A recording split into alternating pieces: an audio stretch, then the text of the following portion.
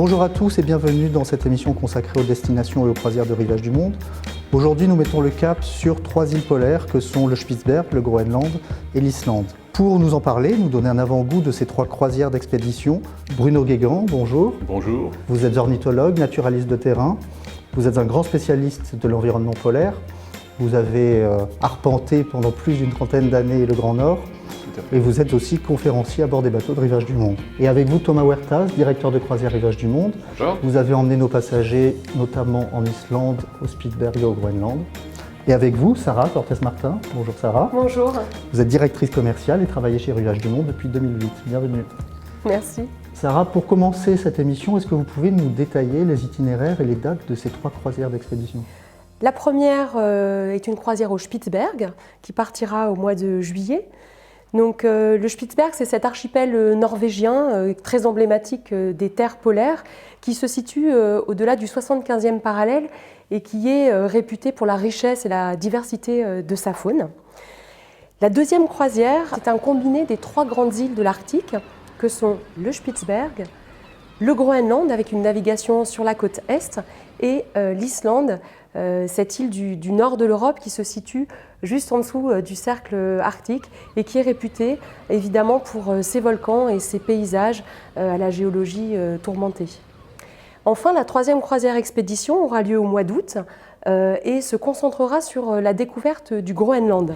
Elle démarrera sur la côte ouest du Groenland avec 2 sites d'importance que sont la baie de Disko et Ilulissat, et nous naviguerons à travers le célèbre passage du prince Kristiansund qui nous ouvrira pour la suite la navigation sur la côte est du Groenland. Et donc vous appelez ça des croisières d'expédition, pourquoi cette dénomination ? Quand vous faites une croisière classique, les découvertes vous attendent, j'allais dire, patiemment aux escales.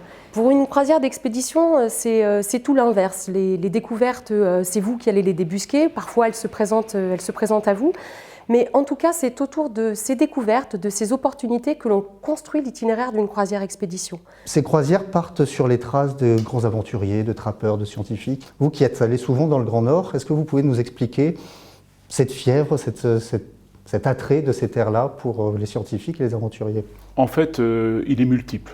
D'abord, il y a toujours cette notion de terre vierge qui fait que beaucoup d'explorateurs, bien sûr, ne rêvent que d'une seule chose, c'est de mettre le pied sur une île, sur une terre nouvelle.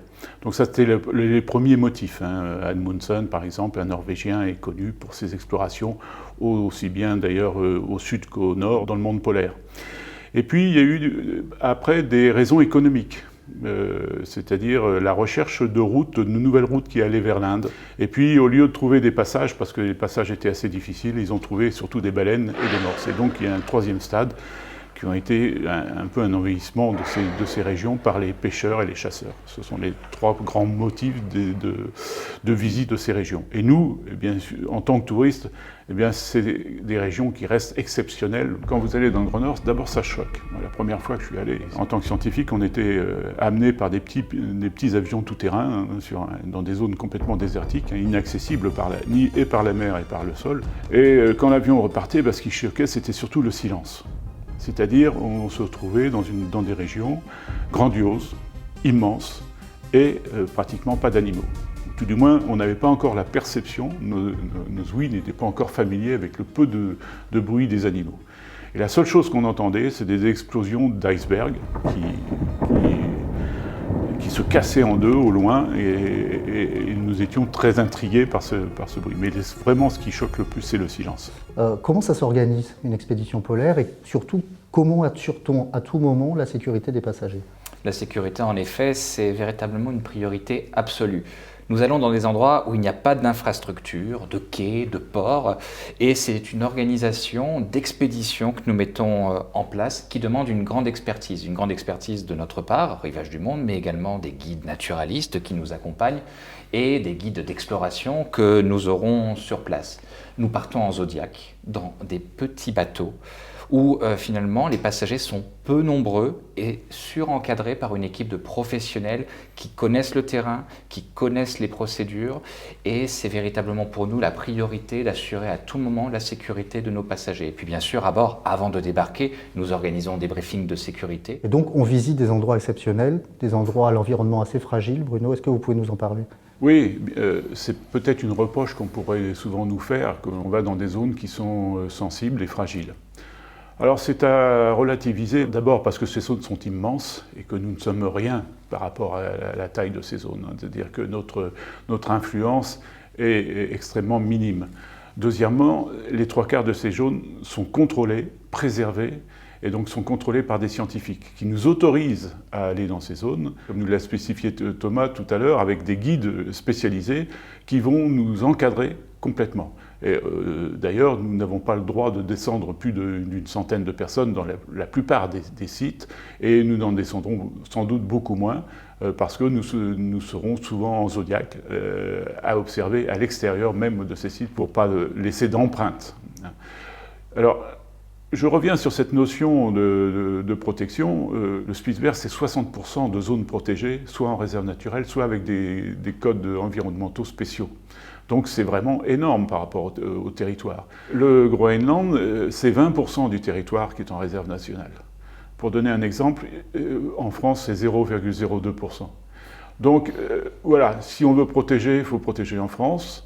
Et on ne va pas aller polluer ailleurs, mais on y va avec rentrant dans des conditions techniques et scientifiques bien encadrées.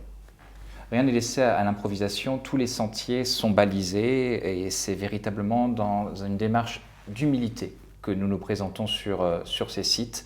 Et la seule trace que nous devons laisser de notre passage, c'est celle de nos pas sur la Terre. Je pense par exemple à une escale au Spitzberg, à Ny-Ålesund, où tous les sentiers sont balisés. Oui, Ny-Ålesund, c'est une base scientifique dans laquelle il y a énormément de laboratoires de tous les pays du monde. Et bien sûr, cette base, bien qu'il y ait une population humaine, il y a aussi beaucoup d'animaux. Et donc ces animaux, d'une année sur l'autre, ne nichent pas au même endroit, ne fréquentent pas les mêmes endroits, ont des lieux de passage qui sont différents.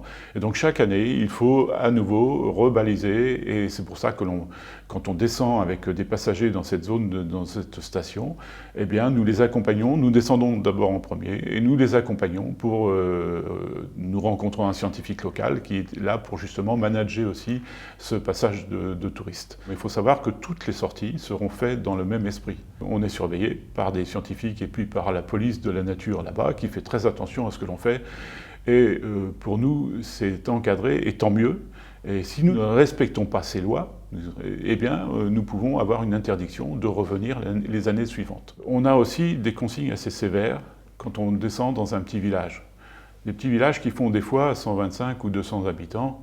Bien évident que descendre avec un bateau, même de seulement 200 personnes, ça fait quand même doubler la population du village. Et donc là aussi, on prend contact de toute façon toujours avec le responsable du village et ils sont très très contents de nous voir. Ils sont très accueillants, si les 3/4 du temps, ils vous accueilleront volontiers même chez eux, mais il faut le faire avec leur assentiment. Il y a des usages et ça, on le fait respecter. Et généralement, là aussi, toutes les consignes sont données à nos passagers avant de sortir. Ce sont des peuples qui ont surtout été obligés de faire un saut énorme, passant d'une situation, je dirais, un petit peu de peuple primitif, et j'aime pas ce mot, j'ai mis le mot premier, d'ailleurs, peuple premier, à une évolution dite moderne, qui souvent, d'ailleurs, n'a de moderne que le nom, mais qui brusquement les a déracinés de leur mode de vie habituel. Et donc il faut y aller avec une certaine sensibilité. Ce sont des grands peuples. Thomas, le bateau aussi aide au respect de l'environnement. Est-ce que vous pouvez nous dire un mot du World Explorer ?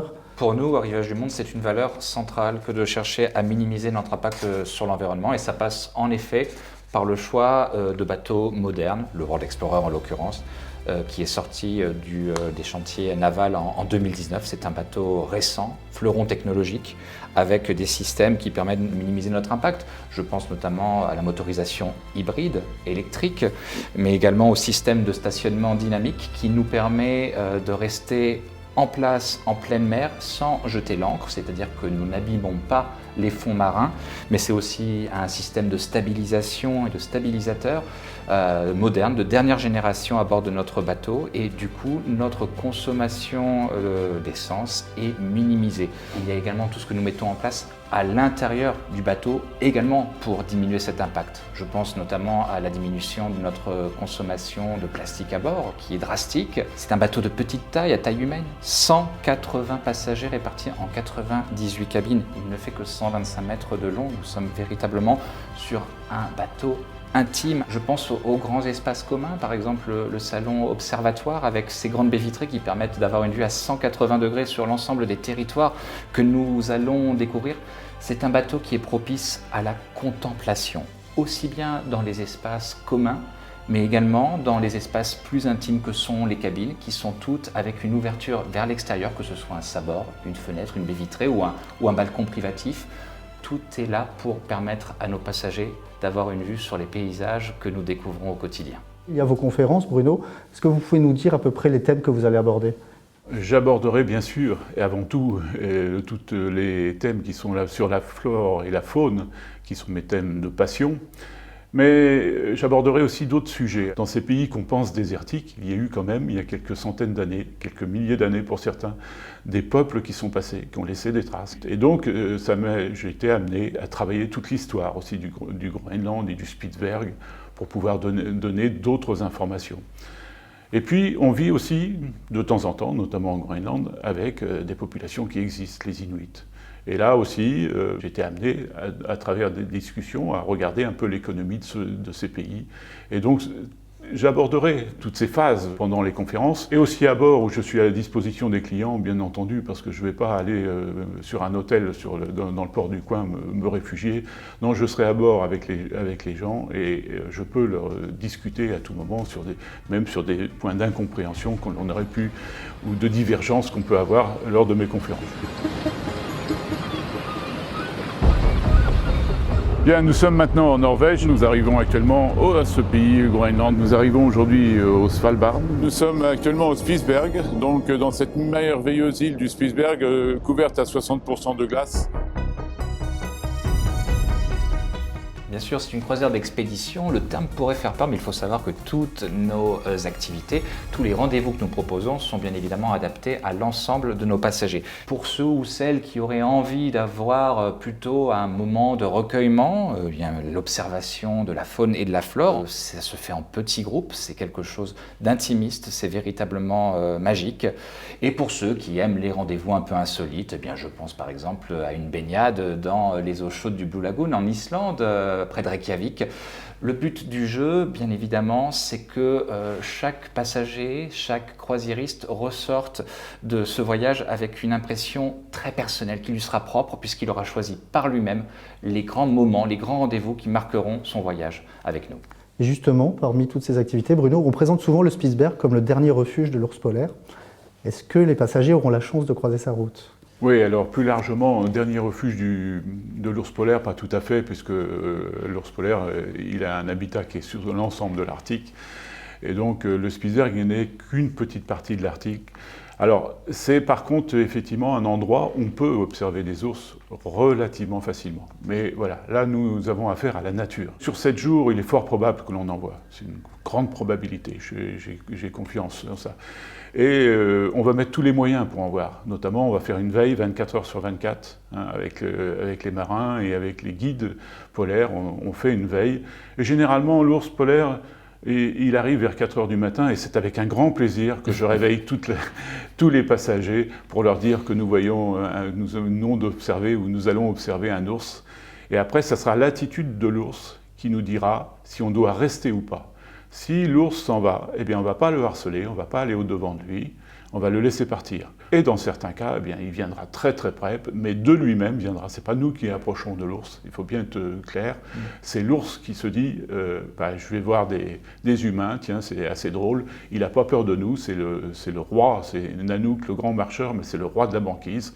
On ne peut pas, bien entendu, garantir l'ours. D'ailleurs, dans la nature, on ne garantit rien. Si vous allez voir des animaux, si vous allez voir des cerfs, ce n'est pas garanti. Et c'est tout le charme de la recherche. C'est justement de ne pas garantir les choses. Il y a surtout des animaux rares que l'on n'a pas l'habitude de voir dans nos régions. Et souvent, l'agrément que l'on a dans ces régions, c'est que comme ils ne connaissent pas l'homme, ils ne l'identifient pas comme un prédateur. Alors on pourra avoir ça pratiquement à coup sûr, des morses notamment, Et puis tout ce que j'appelle les commensaux. Les commensaux, c'est ceux qui partagent le repas de l'ours.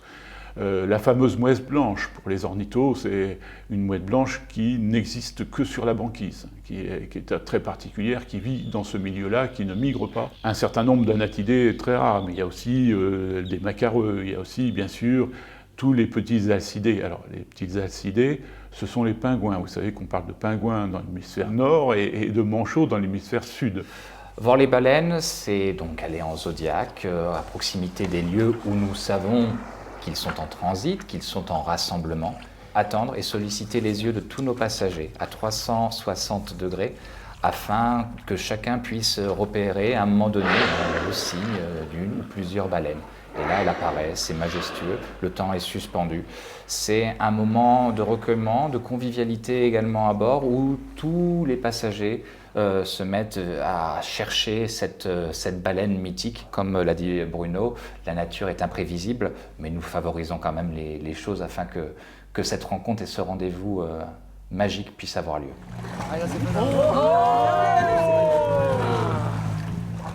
Ces croisières d'expédition vont également en Islande. Est-ce que vous pouvez nous parler de la géologie si particulière de l'Islande ? L'Islande, c'est très particulier parce que c'est un pays récent. Hein. On l'estime en environ 30 millions d'années, ce qui pour la Terre est très récent. Hein. La Terre, 4,5 milliards d'années. Donc l'Islande est un pays très récent qui est sur la fracture médio-atlantique qui sépare l'Amérique de l'Europe. Et cette fracture continue à s'ouvrir à raison d'environ 2 cm en moyenne par an. Eh bien, on l'a vu récemment, hein, vous en avez tous entendu parler dans les émissions, génère des volcans ou tout du moins des effusions de lave assez importantes.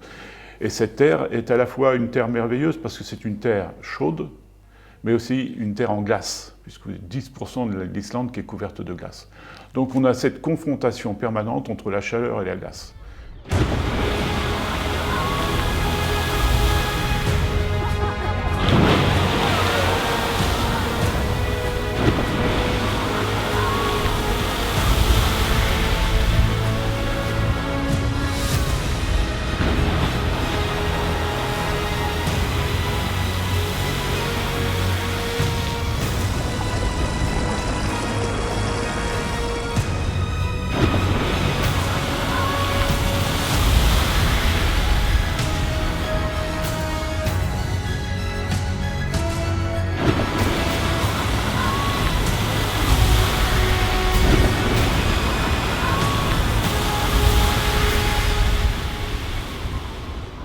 Pour conclure, parmi toutes les visites et les excursions que proposent ces 3 croisières, si vous aviez un coup de cœur, quel serait-il ?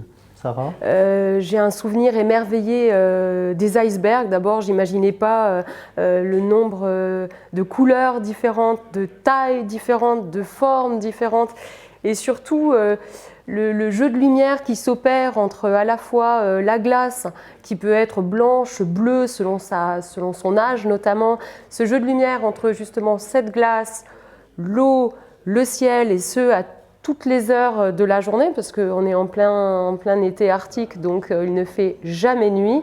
Ça m'a complètement émerveillée. Je dois avoir des centaines de photographies d'icebergs, et j'ai même cru à un moment avoir du talent pour la photo.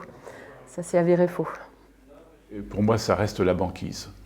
C'est-à-dire, la banquise, c'est l'élément qui, à la fois, que je trouve merveilleux, splendide, jamais pareil, et en même temps toujours présente et parfois angoissante. C'est aussi un des endroits où j'ai risqué ma vie, pour la petite histoire. C'est toujours pour moi une nouveauté. C'est quelque chose, je ne m'y habitue pas, quoi. Je n'ai pas la notion, une montagne on s'y habitue, un fleuve on s'y habitue au bout d'un certain temps. Là, la banquise, eh bien, personnellement, je n'arrive pas à m'y habituer. C'est pour ça que je vais toujours là-haut. Je penserai à Ilulissat, la baie de Disko, où nous avons ce glacier, où ces grands blocs de glace se brisent pour devenir iceberg et ensuite voguer au fil des courants. C'est un endroit magique, majestueux, où règne un silence incroyable, silence qui parfois est en effet perturbé par ce bruit retentissant, profond, sourd, parfois même violent, d'une glace qui se fissure et qui devient iceberg. C'est un endroit à voir véritablement au moins une fois dans sa vie. On est vraiment privilégié lorsqu'on a pu voir ce site. Merci à tous les trois pour cet échange passionnant qui, je l'espère, vous donnera envie de découvrir ces terres polaires que sont le Groenland, l'Islande et le Spitzberg. Merci à tous et à bientôt.